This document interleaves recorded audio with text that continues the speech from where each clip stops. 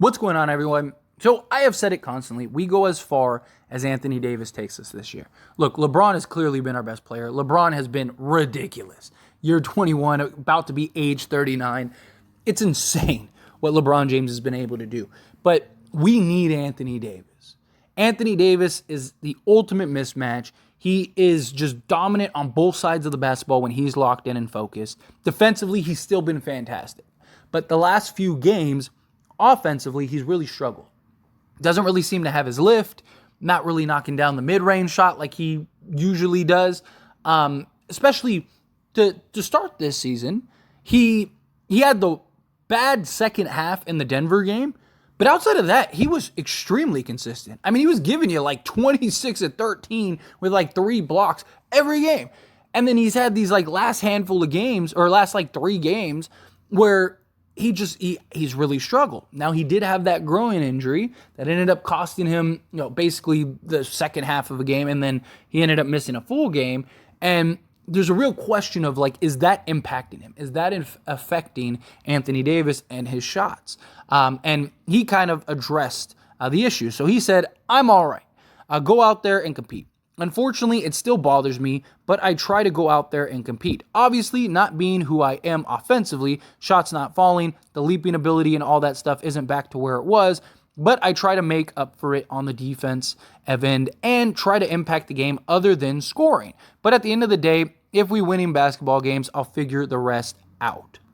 So Anthony Davis is clearly dealing with that injury. And one of the things that bothers me, though, not about Anthony Davis, about like just fandom, right? Anthony Davis sits out. He's street clothes. He's trash. Trade him. He's garbage. Like, we're done with him. Trade him for, Shaq. Let's bring Shaq back, right? Like, it's ridiculous. But then when he plays through injury, like people want him to, and he's not the guy that he is when healthy, he's trash. He should sit out. Why is he playing if he can't actually play? Like, there's no winning with Anthony Davis, right? And Anthony Davis is in a rock and a hard place. Because one, personal accolades. If Anthony Davis plays 65 games, he's going to be the defensive player of the year. I mean, he's already far and away in the lead. He's been ridiculous, right? So he's going to win defensive player of the year if he plays 65 games. So I'm sure there's a big part of that where he's like, okay, I got to play at least 65 games. So I got to kind of pace myself here. The other thing is him just wanting to play, right? I'm sure he wants to be out there, right? But the third thing is we can't really afford for him not to play. Again, like, if LeBron doesn't play, I still believe we can win basketball games. I know the Lakers have been atrocious without LeBron on the court, and we did win the game that LeBron didn't play. But I also think that would be more frequent if LeBron isn't on the court, because when you know you have LeBron, it becomes easy to kind of default to LeBron, right? And it's easy when you get yourself in a hole, it's okay, LeBron's going to come in and fix this. Oh, we're really struggling right now, but LeBron will be here any minute. And then Superman comes, flies down, and saves the day, right? But when you don't have that, and you look over on the bench, and LeBron is in clothes, street clothes, people like to say, and he's not coming in to save you, it forces the players to have to figure it out and step up, or you're about to get embarrassed, right? It's just a different mindset. Right? Because okay, LeBron's not going to come save us. And we've seen everybody from Dwayne Wade to Kyrie to Kevin Love to Chris Bosh, like Anthony Davis. Everybody just defers to LeBron because he's that great. He's that gravitational. Like, he's ridiculous. He's one in a lifetime type of player. Arguably the greatest player ever, if not the greatest player ever, right? So there's going to be that sense. But the problem is, if Anthony Davis misses, I don't think we win many games, even if we have LeBron James, and LeBron James gives us 35. We saw what happened in the Houston game. And it's because we don't have anybody that can lock down the way Anthony Davis can on the inside.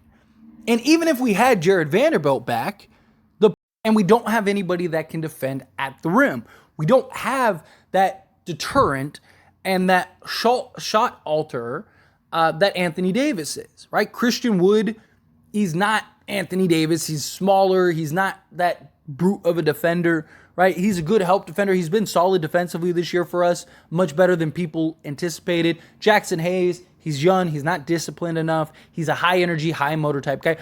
So what happens is what you saw in Houston. Oh, no Anthony Davis? All right, we're not even going to shoot. We're just going to layup drill all game long. And you see that. And you don't have, like, Anthony Davis just impacts the game on both the defensive side, but also the rebounding side. He is our rebounder. He's the only guy that is giving us 13 plus rebounds a game, right? And so we don't have somebody that can make up for that. Like, we as a team, you're not going to ever replace LeBron, but we as a team can kind of collectively come together if guys step up to win some games without LeBron James. I don't think we win very many if we lose Anthony Davis. So it becomes really tough. It becomes really tricky because what's best for Anthony Davis is he probably sits out like a week or so he can rehab and rest his groin injury and then get back when he's healthy, and now we're off to the races.